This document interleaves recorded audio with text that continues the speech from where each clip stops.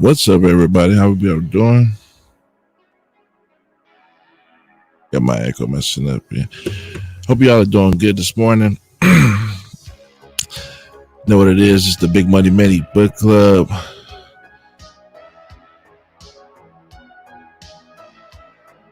We're just about ready to go. Just setting some things up here.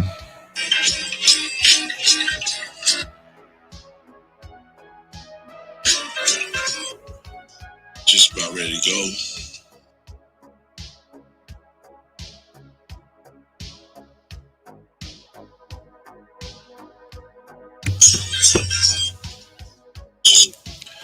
Apologize about that. I did a little quick sound check. Took a couple of days off, but we are back at it. This is the Big Money Many channel. This is our book club, and we are going to continue with the completion of chapter 3. Actually, we're not quite done yet, but this is Mediocrady's Man Up. And we are covering the 4 essential qualifications that you need for success, the 4 non-negotiables. And this is number 4 tonight. We're going to cover the majority of it, and we'll leave the final part for tomorrow. Then we'll go into some exercises to complete chapter 3. But this is non-negotiable. Number 4, choose to be a fighter jet. My name is David Many, aka Big Money Many. Hope you're doing well. Hope you are blessed. Please like and subscribe to the channel. Share this information with people, because we got to get back to reading and feeding our brain something positive, because the television is just tearing you up. Social media is tearing you up. All right, so I'm here to remedy that with this. So please like, share, subscribe, leave a comment, follow us at Big Money Many on Facebook, Instagram, Twitter, TikTok, YouTube, all across the board. You can search us as at Big Money Many, at Molly Ali on Instagram, and just my name, David Many, on YouTube. Again, this is our book, Mediocrady's Man Up. And I do apologize. We took some days off. We're kind of moving slow with this book. There's a lot to cover. He's jam-packed, these chapters. And so we have to break it down piece by piece so that we can make sure that we don't overlook any powerful detail. Because the details, they say the devil's in the details. But I would also argue that blessings are also in the details. And you never know. There might be just one word, one line that might change your life. There's power in the tongue. There's power in words. And when someone takes the time to write something, you don't want to overlook it. You don't want to overlook it, because every word was carefully put into this book, as any book. So you really want to pay attention to the small details. They might be the one to bless you. All right. So let's go through this. All right. So again, this is chapter 3, the non-negotiables. The only secret is that there is no effing secret. Today is number 4. Choose to be a fighter jet. All right. Now, this means a lot. I mean, just going into the chapter, I was in, just, you already know if you follow the channel. I look up to this guy. This guy, he's what men need out there. Men need people like Mediocrady to teach them and remind them of what it is to be a man. Being a man is not just having the physical parts. Being a man is not just being strong. Being a man is not being, the biggest and baddest. That's not what it's about. There's so much more to it. And like most areas in your life, the mentality, the mental aspect of things really does come in play. If you could be a big guy, you could be a strong guy, you might have the connections, you might be popular, but if your mindset is shit, you ain't much of a man. You're not in my book, and there's a lot of people out there that just, they don't got it up here. Not saying that they're not smart.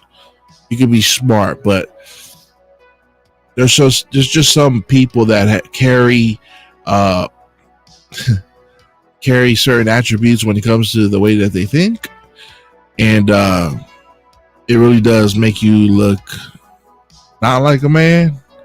Let's just not beat around the bush here, man. You look like a pussy because your mindset is crap, and you choose to change. You choose not to change, So he starts off right off the bat, making it clear that there are two different types of people, and he says, I'm going to be somewhat political and somewhat politically incorrect here, right? And straight up, the world is divided into two types of people. There are crop dusters and fighter jets, and it's not evenly divided at all. Straight up. The world is divided into two types of people, crop dusters and fighter jets. And I can appreciate what he's saying here, because I was introduced to Mediocrady through an interview on YouTube. I forgot the name of the channel that he was on, but he was being interviewed, and this is one of his main topics, that there are two types of people out there, the crop duster and the fighter jet. Tomorrow we will cover the fighter jet, but today we're going to cover the crop dusters, because the majority of people today are crop dusters. Like he says here in this book, it's not evenly divided at all. The majority of people today are crop dusters. It sucks because crop dusters, I guess, they have their place in life, but here we're talking about self-improvement. We're talking about being the best you could be. We're talking about success. We're talking about elevating to the next level, and you can't be a crop duster and be successful. Okay, especially not in my business. All right, so it's not divided evenly at all. The majority are crop dusters. Right, so let's cover what crop dusters are. These are folks who are complainers. They are approval seekers. They're indecisive. They're unorganized in their thoughts and in their actions. They're drifters. They're wandering. They wander through life without a purpose, a passion. They have no sense of urgency. This is not to say that they don't have a purpose. You can be a crop duster and still have a purpose. I just want to make sure that that's clear. But they act like they don't have a purpose. They wander as if they don't have a purpose. They wander around as if they have no passion, no sense of urgency. They don't feel the guilt. They don't feel a twinge of guilt or urgency from time to time when they have to when they are hit with what reality. And let me start that again. They don't feel a twinge of guilt or urgency from time to time when they are hit with the reality that time is passing them by. Wow. I should have highlighted that. They're not hit with that urgency that time is just slipping by. I had to pause because that's me. That's me right there. But the pain isn't great enough for them to take action and command control of their lives just yet. That's a big ouch, because that's me. Okay, so just so you know, we didn't create this channel so we can say that we're high and mighty, better than everybody else. No, this is just to acknowledge the reality of things. That there are some people that fall into the category of a crop duster. This is not to say that you're a bad person. It's not to say that you're evil, that you have no place in this world.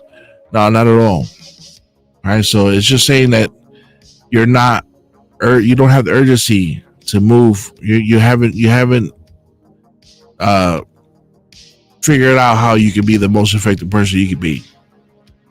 All right. So I like this right here, but the pain isn't great enough for them to take action and command control of their lives just yet. Crop dusters, they don't think ahead. They seldom have the desire to do something greater than themselves. They're satisfied with just making enough money to get by. They aren't meaning, impact, or service driven. I like that. I highlighted that because I knew that, but I haven't heard that phrasing. Right? You're driven by a meaning, an impact, or a service. Crop dusters are selfish by nature. They think of themselves. They're always operating out of a sense of entitlement and often see themselves as victims. They're always in debt. They live paycheck to paycheck. They lack a sense of purpose. They're allergic to hard work and commitment. They blame others and their circumstances, and they never take responsibilities for where they are in life. Crop dusters make for horrible entrepreneurs, leaders, and employees. They live to be average. They do just enough to pay the bills and keep their heads above water. Sooner or later, life is going to throw a curveball at these guys, and crop dusters will find themselves unprepared. That's when the things really get bad for them. Crop dusters choose the easy, short road of immediate gratification over the hard, long road of a lifetime of meaning, money, and security. Man, this guy's narrowed it down with crop dusters. Seriously, they do, and you could tell what kind of people you were talking about here. They see themselves as victim. They have a sense of entitlement. They blame others instead of taking responsibility. And it says that crop dusters make for horrible entrepreneurs, leaders, and employees. They live to be average. They just want to make just enough to pay the bills, and they're unprepared for the curveballs of life. It says here that crop dusters choose the easy, short way of immediate gratification over the hard, long road of a life of meaning, money, and security. There's a poem that was written too that was, it was something like that. About the two roads. There was one that was less chosen, right? It was just the harder road. And it says here, I know this because I was a crop duster. And this right here, I'm glad he says this because this brings me hope. Because as I'm looking at this, as I'm reading about the crop duster, I learned about what these crop dusters are before I read this book.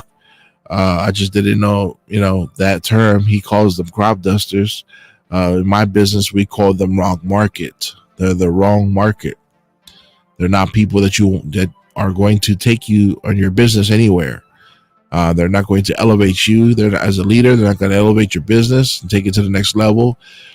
They're not made for a business. They're made for a job. They need to go somewhere where someone tells them what to do every day, for every minute of their day.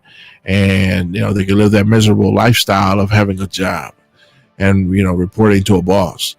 But here he's broken it down, to the very minute details of these people, these crop dusters. And, as a business owner and as a leader, as a trainer, I'm feeling guilty because a lot of these, I'm not going to say I'm perfect. There's a lot of these things that apply to me, and so with him saying I'm able to know all of this because I was a crop duster, it brings sort of a relief to me because I know as a business owner, I got to keep getting better. I got to keep improving myself. And keep eliminating habits that are not going to help me in the long run, not going to help build our business, not going to put food on our tables and bring money into our family. And so there's things that I need to eliminate. And so reading through the crop duster section, I'm like, oh my gosh, this is me in so many ways. Like, damn, there's times where I act like this. But him saying that I know this because I was a crop duster and understanding that he's always had that drive, to be a business owner, and he's tried multiple businesses to be successful, it brings a lot of relief, and so that's one thing that people need to know out there, that as growing a business, there's going to be some hardships, there's going to be some sacrifice, there's going to be a lot of failure, but it's worth it, and it's okay that as you're learning to become better, that there's a process in that. It's okay that You still carry on the bad habits for a while until you figure out how to get rid of it. Because here's a man who's uber successful and saying that even he was a crop duster, and that just, it says a lot about who he is and how he's developed through time, and it brings a lot of hope to people who are looking into growing in that process. It says, I was that guy that chose the easy over the hard way. I blamed everyone and everything over my circumstances, but me, I didn't consider myself average, but everything about me was average. Even though I had an extraordinary potential, I suffered every day. Average people suffer because they're always one or two paychecks from going broke. Security doesn't exist when you're average. I had to tweet that one. Security doesn't exist when you're average. That one's huge. All right, one second, guys.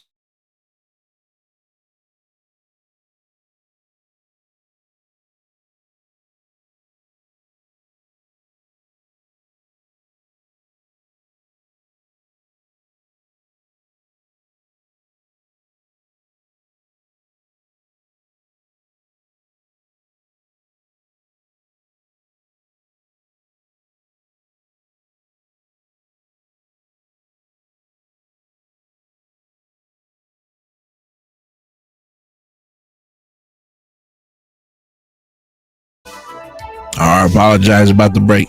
Okay, so he says here he suffered every day. Average people suffer because they're always one or two paychecks from going broke. And he says security doesn't exist when you are average. That is so huge, guys.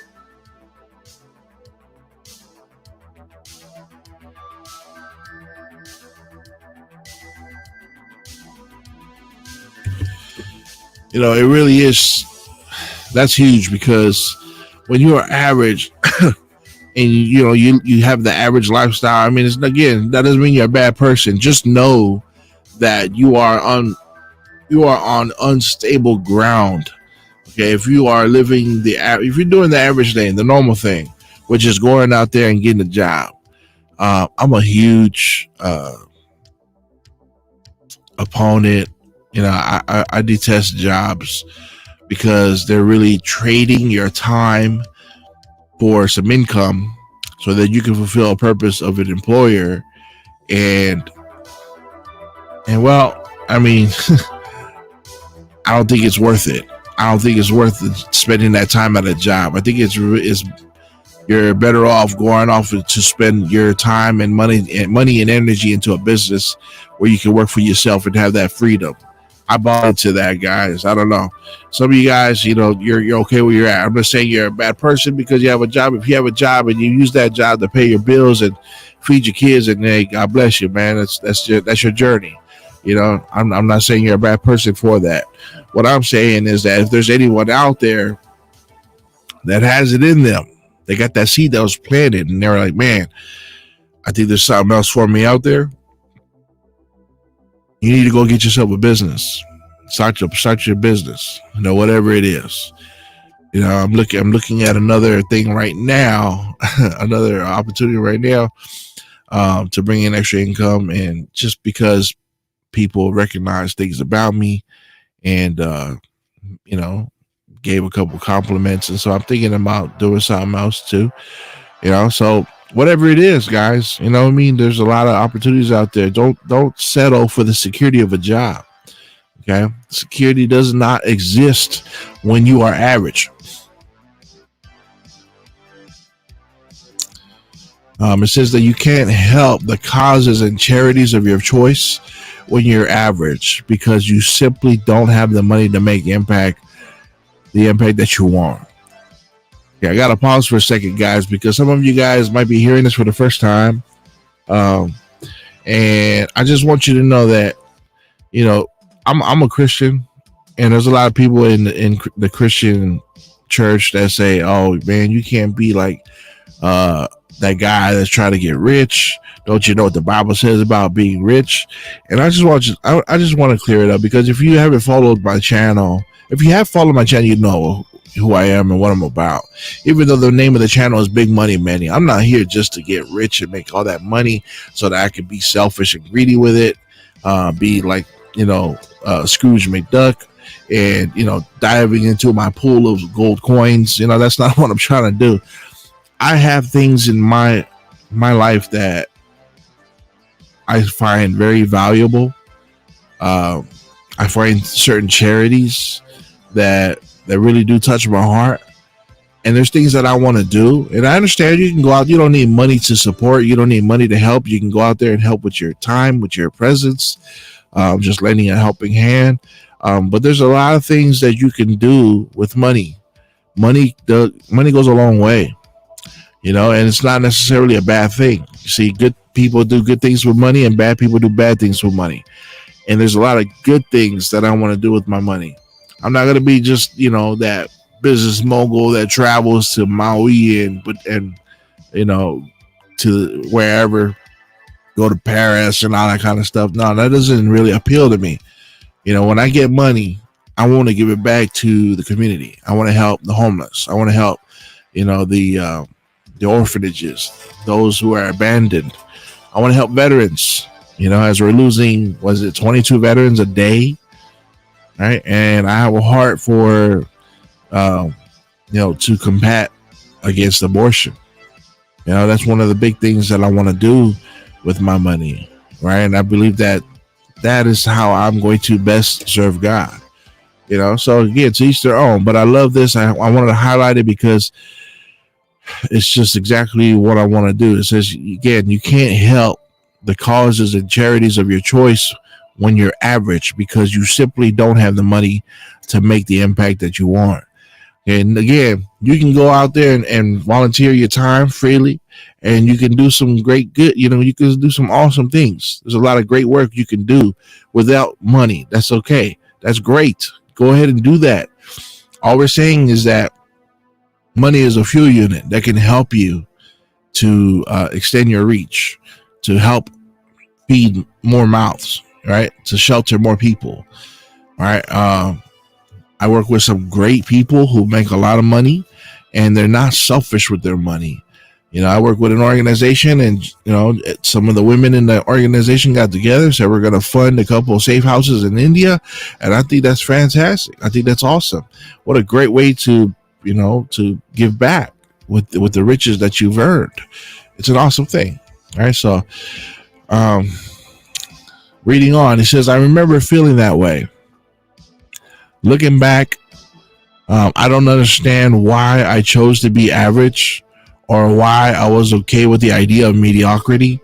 Maybe it's because I didn't see myself as mediocre or average. I just saw myself like everyone else around me that made being average acceptable. There it is. This is a big question that I have for people. Why do you think that being mediocre is okay? And he says here,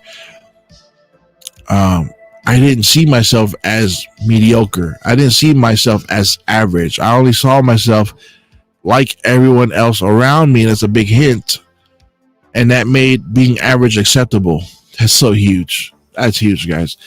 The power of the company that you keep is a chapter that I read in my last book, which is the 25 Biblical Laws of Success. And it's in the Bible too. It talks about, the company. The Bible says that bad company corrupts good character. And it's really simple, guys. It's really simple. The people around you will affect the way you are. The people around you will help to shape you. My coach says it a lot. My coach Martin Munoz, he says, you hang around the barbershop long enough, you're going to end up getting a haircut. And there's another one. He says, hey, what is it? Show me your 5 friends, average the income of your 5 friends, and I'll know how much you make too. It's really clear, guys. It's really easy to it's real simple. The people that you hang around with, so you got to check yourself with the people that are around you. Right? Are you hanging around with people that with high-minded thoughts? Or are you hanging around people that are lazy, that are entitled, that blame everybody else? right? And so he says that people around him made being average acceptable, right? But I'd never tell my kids to get average grades or to think average thoughts or to grow up to get an average job or have an average marriage, to be of average health and live an average life. And he says, thank God that I came to my senses, right?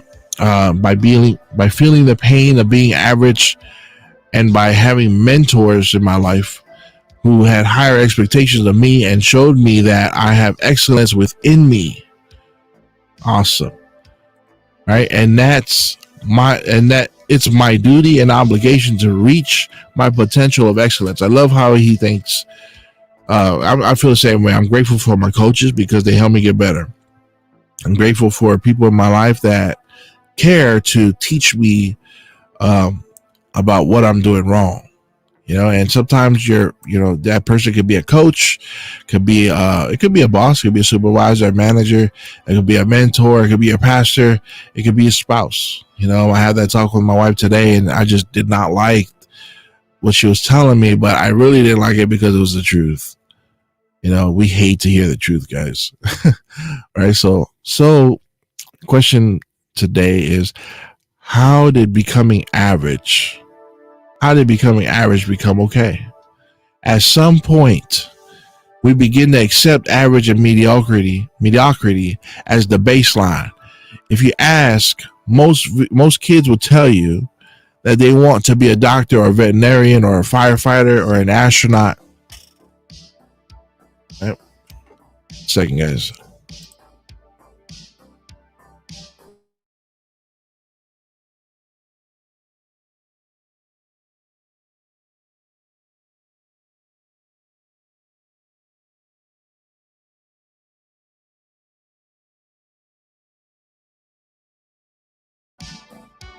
All right. So the question is, how did being average become okay? All right, and I'm gonna read this again. It said, at some point, we begin to accept average and mediocrity as the baseline. If you ask most kids, they will tell you that they want to be a doctor or a veterinarian, a firefighter, or an astronaut. This is because kids are born with aspirations, and there's no limit to their ability to dream. I love that. Our founder of our company, R. Williams, gave a speech in front of a big Christian organization, and he was already a billionaire at the time, and he was just talking about how he wants to give the opportunity to adults to start dreaming again. And I think that's huge. All right, so kids have aspirations, they have no limits on the ability to dream. It's not until they acquire years of experience and the observations of friends and family members and authority figures that a glass ceiling begins to form over their heads. All right, that's a huge nugget right there. It's because of the people that they're with that there seems to be a glass ceiling that forms over their heads, and their expectations of what they can achieve in life begin to drop and harden. But who said that just because you're doing better or equal to the competition that is good enough? Why do you work harder and smarter and put your competition out of business? Then you'd really solidify your long-term success and security. Who said it's okay to ignore your inborn potential and instead use the mediocre people around you as a barometer for success? We are all to blame. We have raised generations of kids who are rewarded for mediocrity. You participated but didn't win. Good job. Here's the award anyway. By doing so, and that's a big issue today, guys. By doing so, we've been conditioned that average is good enough, and we've carried that into our work ethic, our health, our finances, our relationships. And this has lowered our expectations of ourselves and the expectations that we have of others. What a shame. If your business is capable and the market space is available of making $100 million per year, then why are you okay making $2 million a year? If you and your spouse are just two ships passing in the night without depth or meaning conversation, why are you okay with that? Living as strangers is good as divorce. If you're only 10, 15, or 20 pounds overweight, what made that okay? Because everyone else is? Get down to your fighting weight. Your health, your business, and your family depend on you. It is your destiny and it is your duty to your family to create security. It's your responsibility to provide a better life for your kids than you had. It's time to expect more from yourself. Raise the bar. Don't be a crop duster. Raise your standards. Dream bigger. Aim higher and expect more of others. Wow, guys. That is powerful. That is powerful. I love how he wraps this up with the fourth non-negotiable. Understanding the difference between a fighter jet and a crop duster. So far, we covered a crop duster, and he's just spilled a lot of truth. And a lot of people are exposed just hearing this, reading this, and I'm grateful. I'm grateful for it because, well, there's a lot of things that I see him already just reading this that I need to change so that I don't stay a crop duster. And I'm glad it gives me hope that he said that he, as awesome as a person as he is, was a crop duster himself. And I want to just challenge you to realize, I don't know what the exercises are coming in the next part of the chapter, but you got to see what parts of you are like a crop duster and work at becoming better, work at improving, little by little. And it's just going to be some parts that you're going to be able to fix. Other parts might take time. But as long as you're moving in the right direction, you'll be a fighter jet very soon. And I love what he says here. Get down to your fighting weight. Your health, your business, and your family depend on you. Meaning you got to get into the best shape possible. The best shape possible. So that you're not caught off guard. So that you're ready to fight. So that you're ready to handle all the curveballs that come your way that we've heard about earlier in this book. All right. Raise the bar. Don't be a crop duster. Raise your standards. Dream bigger. Aim higher and expect more of others. That is huge, guys. So if there's anybody in here that, maybe you got crop dusters around you, you might want to check that. You might want to find yourself in a better crowd. If you got friends that are crop dusters, you need to send them this chapter, send them this video, send them the name of this book, Man Up. This is a eye-opening chapter. I think this is the best stuff that we read so far in this book. There's a lot that can be broken down from this. There's a lot that you can sit here and just really, really think about, meditate, and work on getting better. So I'm excited for the next part of this chapter. It'll complete chapter 3, the fighter jet. We'll read that tomorrow, the fighter jet. We've already covered crop duster today, so let's see what the fighter jet has in store for us tomorrow. And after that, we'll do the challenges of the chapter. The fast 2 challenges for chapter 1 and 2, they're awesome, phenomenal, great questions to be asked, great little exercises. So I'm looking forward to that.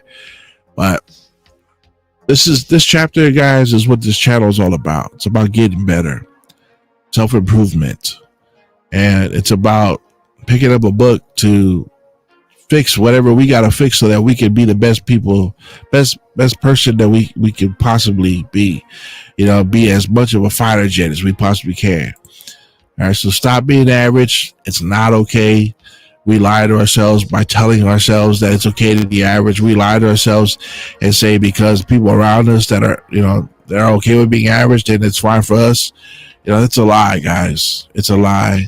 And we got to get better. So thanks for being here. Thanks for reading along with me. Thanks for listening. Please like, share, and subscribe to the channel. Follow us. Hit the bell. So you catch every chapter. Again, our goal is to hit a part of the chapter every night. And just appreciate you being here. So may God bless you. Please leave any comments if you got questions. We like to talk to you and see what improvements we can make to get this thing rolling. All right, and look out for our website coming soon. Got a couple projects along the way, and that's it for us tonight, guys. God bless. Have a good night.